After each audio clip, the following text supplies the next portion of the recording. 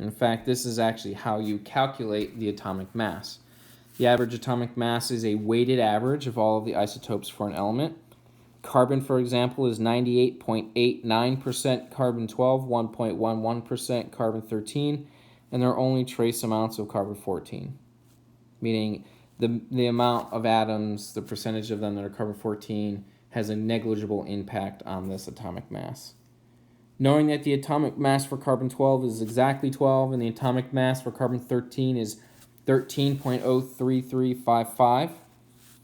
Now, why, you might ask, is it not exactly 13?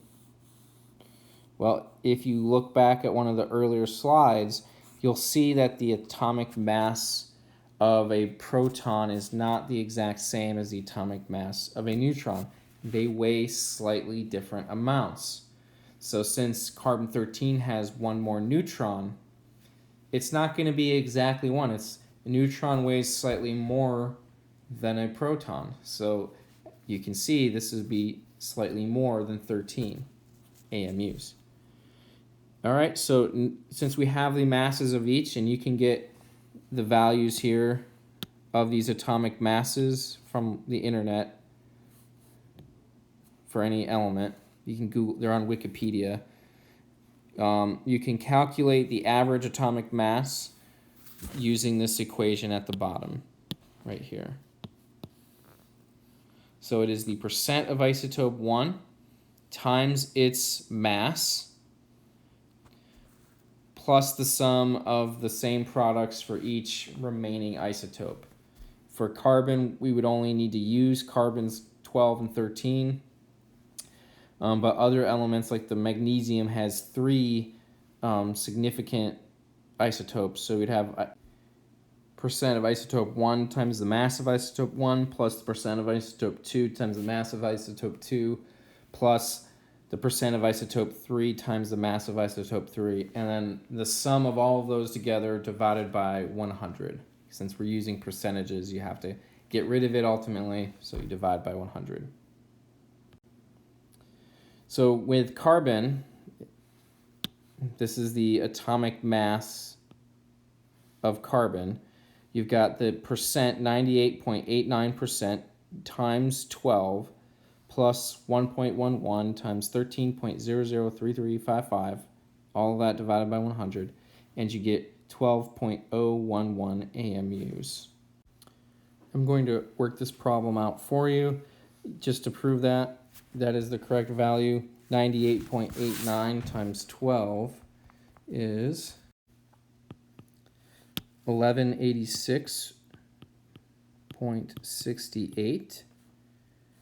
And I'm going to round that to 4 significant figures because the number 98.89 is 4. 12 actually has infinity because that is the definition of AMUs, that it has exactly 12. So this actually will round to 4 significant figures, which will be 1187. Now we have the number on the right, 1.11 times 13.03355 equals 14.43724. Now for that, we have a lot of significant figures with 13, and we've got 3 in the 1.11. So this rounds to 3 significant figures, 14.4. And we're going to divide all of that by 100. All right, we need to do the addition still. 1187 plus 14.4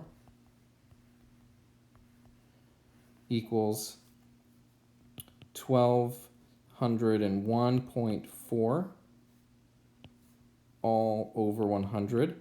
Since this was an addition, you have to go to the fewest number of decimal places, which the 1187 has none. So technically that will round it to 1201. And you divide it by 100 and you get 12.01 AMUs. Now I know I have 12.011 up there at the top, and if you used all of the decimals and didn't round, that's what you would get ultimately, and that's what's reported in your textbooks. But they use more precise measurements than this calculation might use. The example here has copper.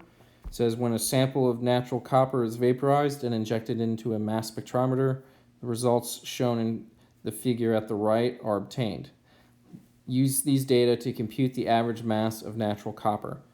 The mass values for copper 63 and copper 65 are 62.93 AMUs and 64.93 AMUs respectively. So let's go ahead and do that. So let's move that up to the side. And so for copper 63, I have an abundance of 69.09%. It has a mass of 62.93. And I'm going to add to that the product of the abundance of copper 65 by its mass. It has an abundance of 30.91%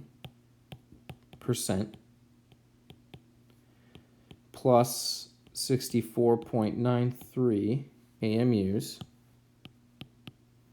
Should write the units in here. And we're going to divide all of that by 100%. And what we get is 4,347.8337 plus 2,006.9863 and divided by 100. And that'll be in AMUs. We have to round everything to the proper number of significant digits again, each of which are going to be 4. Every number given above has 4 numbers given. So this is really 4348 plus 2007 divided by 100. Now each of those is a whole number, so we don't need to worry about rounding anything separately. And so we get 6355 divided by 100, which comes out to 63.55 AMUs. If you look at a periodic table, the average atomic mass for copper is 63.55 AMUs. The pictures on this slide show you chlorine and magnesium isotopes and the relative abundance of each. And you could go in and take those abundances and general atomic mass units for each isotope and calculate their average atomic mass, and they would come out to the values as shown. But chlorine 35 has an abundance of 75.76%, and chlorine 37 has an abundance of 24.24%. And you'll see that those add up to almost 100%. Magnesium has 3 major isotopes: magnesium 24, 78.7%, magnesium 25 is 10.13%, and magnesium 26 is 11.17%. If you add up all of those percents, you get 78.7 plus 10.13 plus 11.17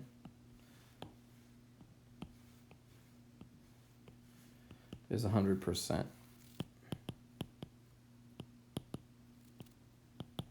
And for the chlorine,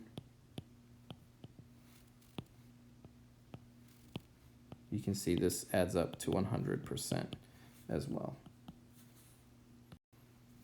All right, so in this lecture, we covered the terms atom, atomic mass units, atomic number, atomic symbol, electrons, isotopes, mass number, neutrons, nucleus, protons, and subatomic particles. Please work on the problems listed here, and you should be good for your test on this unit.